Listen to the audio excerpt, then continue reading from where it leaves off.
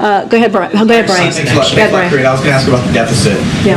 The federal deficit is projected to increase this year over last year. During Biden's term, it decreased in the first 2 years. It's going to increase this year. What's President Biden's response to that, and what's his assessment of the reasons that the federal deficit is increasing? So, a couple of things, and I know one of my colleagues have spoken to this before.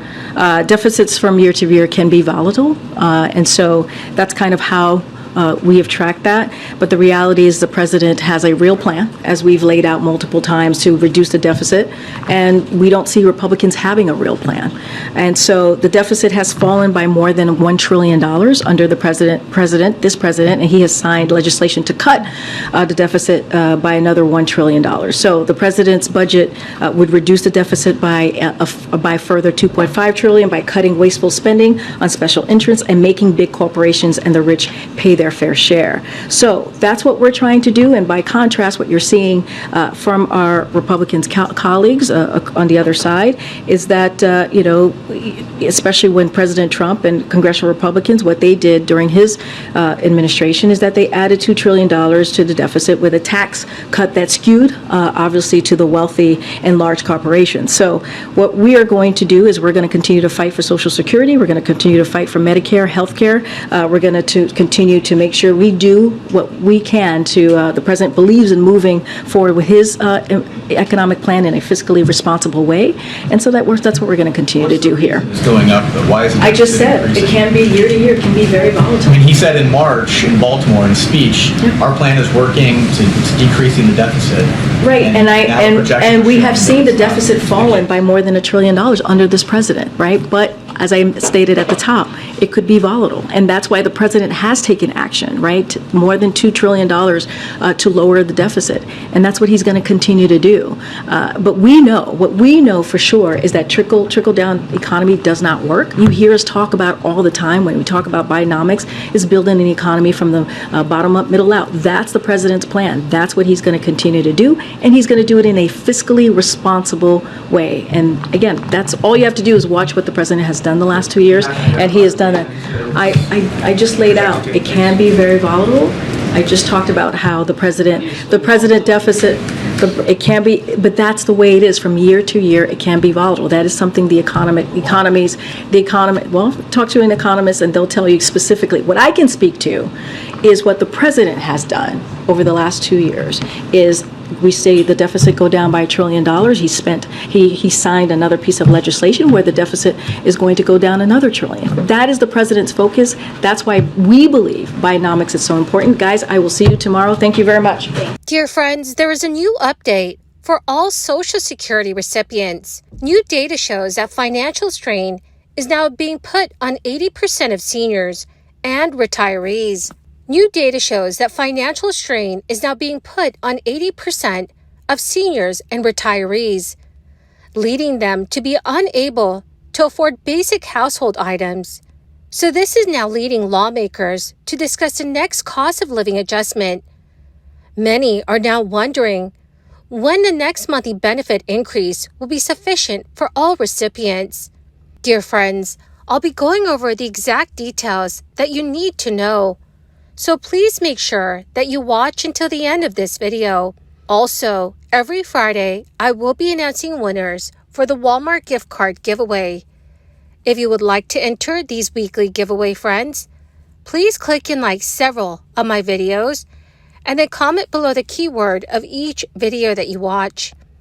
The more videos that you comment on, my friends, the greater your chances of winning the weekly giveaways. While inflation in 2023 may have moderated compared to the previous year, price levels have still increased significantly, potentially prompting an anticipated adjustment in the cost of living for Social Security benefits in the coming year. Although it may not match a substantial 8.7% monthly payment increase seen in 2023, it is expected to be sufficient to create a noticeable impact when implemented in January. While the exact number for the 2024 COLA will not be unveiled until October 12th, contingent upon the release of the third quarter inflation data for 2023. Preliminary projections suggest a 3% increase. This anticipation is born out of the continued upward trajectory of the CPIW, evident since 2022. In just 8 days, the initial batch of September retirement benefits from Social Security will be dispersed to millions of retired seniors, potentially amounting to as much as $4,555 for those who chose to retire at the age of 70. A separate group of retirees also sees monthly retirement payments. Retirement payments are different from other checks that are handed out by the SSA, such as disability insurance or supplemental security income. The group consists of seniors who receive supplemental security income and Social Security benefits, people who retired before 1997, and U.S. retirees who live outside of the country, regardless of the day of the month they were born. That group will receive payments on September 7th, but maximizing the Social Security benefit in retirement is easier said than done.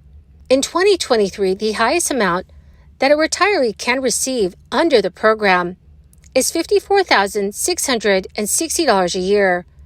That is $4,555 in monthly payments. Your age and the length of your career are a factor in determining your Social Security benefit. To achieve the maximum monthly payout, you need to have made sufficient contributions to the program over time via payroll tax. The SSA calculates your benefits based on your 35 highest years of earnings. Earnings are indexed to account for changes in wage levels. If your career is shorter than 35 years, you will fall short of maximum eligibility. Social Security benefits were once tax-free, but that changed in 1983 when Congress decided to tax a portion of benefits for the highest income recipients. Back then, fewer than 10% of beneficiaries were affected.